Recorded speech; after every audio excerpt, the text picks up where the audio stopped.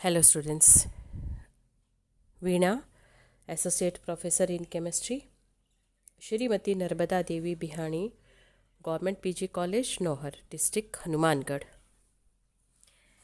BSc first year में साइक्लोएल्किन्स और साइक्लोएल्किन्स के चैप्टर में आज हम उनका जनरल इंट्रोडक्शन, क्या होते हैं साइक्लोएल्किन्स एंड उनका नॉमनक्लेचर जो IUPAC सिस्टम है उसके बारे में तथा इसके अतिरिक्त उनके बनाने की कुछ विधियों के बारे में हम अध्ययन करेंगे। तो साइक्लोएल्किन्स वे साइक्लिक हाइड्रोकार्बन्स जिनमें कार्बन कार्बन द्विबंध उपस्थित हो साइक्लोएल्किन्स या साइक्लिक एल्किन्स कहलाते हैं। तो ये चक्रीय एलिफेटिक हाइड्रोकार्बन्स होते हैं और इसमें एक द्विबंध उपस्थित होता है, इसलिए ये साइक्लोएल्किन्स कहलाती हैं। सामान्य सूत्र CnH2n-2। एल्काइंस का भी यही जनरल फॉर्मूला होता है CnH2n-2। अतः ये साइक्लोएल्कीन एल्काइन के समावयवी होते हैं क्योंकि इनका सामान्य सूत्र एल्काइन के समान होता है। साइक्लोएल्किन्स का नॉमनक्लेचर, तो IUPAC पद्धति के अनुसार साइक्लोएल्किन्स का नामकरण साइक्लोएल्केन की तरह ही किया जाता है और जैसा कि IUPAC पद्धति के अपने कुछ नियम होते हैं, उन नियमों की पालना करते हुए विभिन्न हाइड्रोकार्बन्स जो कंपाउंड्स होते हैं उनका नामकरण किया जाता है। तो सबसे पहले साइक्लोएल्कीन का नाम संगत साइक्लोएल्केन के जो 3 लेटर्स हैं, लास्ट 3 लेटर्स ANE के स्थान पर ENE लिखकर किया जाता है। इंग्लिश में किसी भी कंपाउंड का नाम लिखना और उसका नामकरण करना बहुत ही आसान होता है। Very simple. साइक्लोएल्केन के ANE के स्थान पर ENE लिखा जाना साइक्लोएल्केन। जैसे एल्केन्स के ANE के स्थान पर ENE लिखा जाता है, बिल्कुल उसी प्रकार साइक्लोएल्केन में भी उसी प्रकार से इनका नामकरण किया जाता है। एक द्विबंध आ जाता है। तो कुछ एग्जाम्पल जैसे साइक्लोपेंटीन 5 कार्बन परमाणु का साइक्लोएल्कीन, साइक्लोहेक्सीन, साइक्लोब्यूटीन। नेक्स्ट नियम आता है इसमें कि साइक्लोएल्कीन रिंग में कार्बन परमाणुओं की नंबरिंग इस प्रकार की जाती है कि द्विबंध C1 एवं C2 के मध्य स्थित हो, यानी जिन 2 कार्बन परमाणुओं के मध्य पाई बॉन्ड उपस्थित होता है उन्हीं 2 कार्बन परमाणुओं को C1 व C2 नंबर दिया जाता है। और थर्ड इसमें नियम आता है कि यदि कोई सब्स्टिट्यूएंट उस रिंग पर जुड़ा हो, प्रतिस्थापी समूह जुड़ा है, तो प्रतिस्थापी समूह को न्यूनतम अंक दिया जाता है और प्रतिस्थापी को उसके स्थान सहित, यानी किस कार्बन परमाणु पर वह जुड़ा है, साइक्लोएल्कीन के नाम के पहले उसका नाम लिखा जाता है। ये 2 एग्जाम्पल आप देखें इसमें, आप शीट पर अपने सामने। फर्स्ट एग्जाम्पल, साइक्लोहेक्सीन के एक मिथाइल समूह जुड़ा है अब क्योंकि द्विबंध को कार्बन 1 और कार्बन 2 के मध्य ही द्विबंध उपस्थित है उन्हीं को, और उसके पश्चात प्रतिस्थापी समूह को संभवतः न्यूनतम अंक दिया जाता है, तो इसमें न्यूनतम अंक आएगा वो होगा 3। अगर इसकी दूसरी तरफ से हम नंबरिंग करें तो उसके हिसाब से इसको प्रतिस्थापी समूह को नंबर आता है 6, जो कि IUPAC पद्धति के नियमानुसार गलत है। अतः सही इसका नाम होगा 3 मिथाइल साइक्लोहेक्सीन। इसी प्रकार से सेकंड एग्जाम्पल है 1 मिथाइल साइक्लोपेंटीन,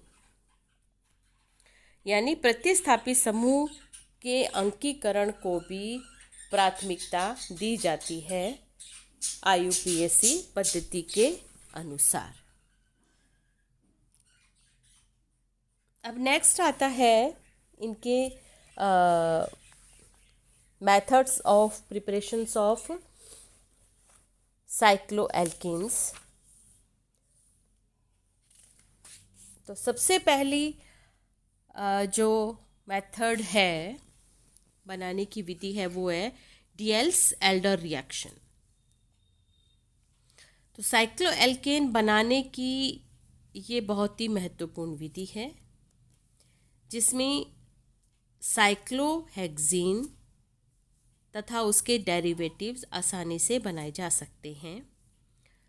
इसमें कॉन्जुगेटेड डाइन्स की एल्कीन के साथ अभिक्रिया करवाई जाती है। जैसे एक एग्जाम्पल आप देखें, इथीन की क्रिया 1,3-ब्यूटाडाइन के साथ करवाने पर साइक्लोहेक्सीन की प्राप्ति हो रही है।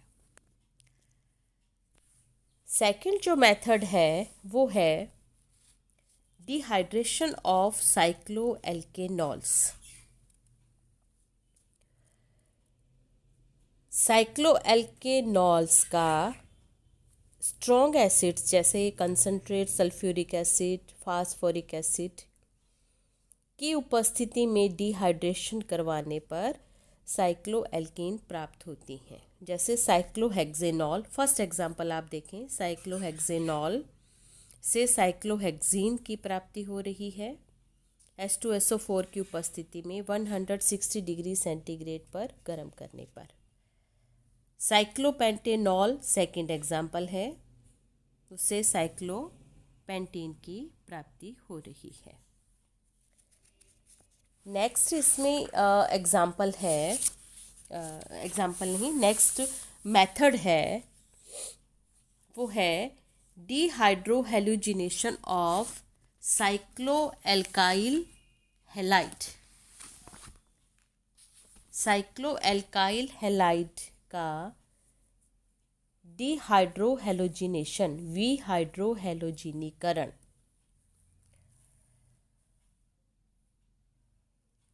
जब साइक्लोएल्काइल हैलाइड की अभिक्रिया तीव्र क्षार के साथ करवाई जाती है, जैसे अल्कोहलिक KOH, तो डिहाइड्रोहेलोजिनीकरण होता है और साइक्लोएल्केन की प्राप्ति होती है। एग्जाम्पल यहाँ देखें, first reaction cyclopentyl bromide alcoholic KOH के साथ रिएक्शन होने से साइक्लोपेंटीन की प्राप्ति होती है plus KBr plus H2O। Second reaction है साइक्लोहेक्साइल ब्रोमाइड, जिससे साइक्लोहेक्सीन की प्राप्ति हो रही है। नेक्स्ट मेथड है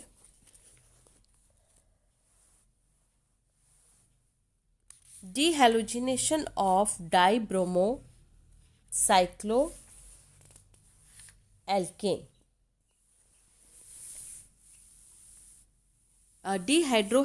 डिहेलोजिनेशन ऑफ डाइब्रोमोसाइक्लोएल्केन। यहाँ आप ये एग्जाम्पल देख रहे हैं, साइक्लोएल्केन्स के हेलोजन डेरिवेटिव्स, जैसे डाइब्रोमोसाइक्लोएल्केन, ये है डाइब्रोमोसाइक्लोहेक्सेन, का जिंक व एसीटोन के साथ एलिमिनेशन रिएक्शन होती है, डी हैलोजिनेशन होता है, उससे साइक्लोहेक्सेन की प्राप्ति होती है। तो ये रिएक्शन आप देख रहे हैं 1,2 डाइब्रोमोसाइक्लोहेक्सेन, जिससे साइक्लोहेक्सेन प्राप्त हो रहा है। लास्ट मेथड ऑफ प्रिपरेशन है dehydration of unsymmetrical cycloalkane.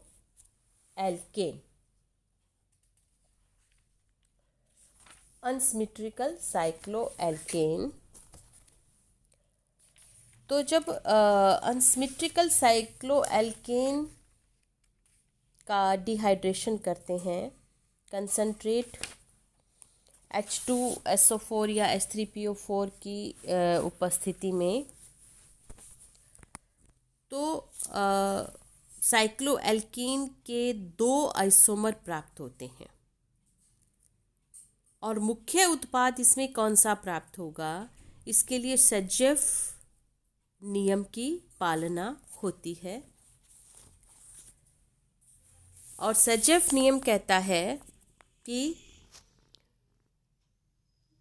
Beta carbon जिस पर कम हाइड्रोजन अटैच होते हैं उनसे हाइड्रोजन हटता है और एक डबल बॉन्ड बनता है। तो ये एग्जाम्पल देखें 2 मिथाइल साइक्लोहेक्सेनॉल, जिससे 1 मिथाइल साइक्लोहेक्सेन मुख्य उत्पाद के रूप में 84% तथा 3 मिथाइल साइक्लोहेक्सेन 16% प्राप्त होता है। तो यहाँ पर OH समूह जिससे जुड़ा होता है वह अल्फा कार्बन तथा उनके निकटवर्ती कार्बन बीटा कार्बन। तो बीटा कार्बन जिस पर कम हाइड्रोजन हो, तो कम हाइड्रोजन जहाँ पर मिथाइल समूह जुड़ा है, क्योंकि हाइड्रोजन मिथाइल समूह से रिप्लेस हो गया है, अतः यह साइक्लोहेक्सेन मुख्य उत्पाद के रूप में इसमें प्राप्त होती है। तथा 3 मिथाइल साइक्लोहेक्सेन कम, अपेक्षाकृत बहुत ही कम, जिसका यील्ड प्राप्त होती है।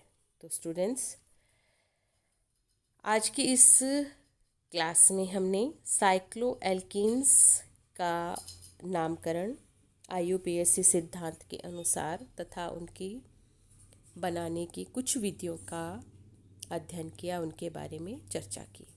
So thank you so much.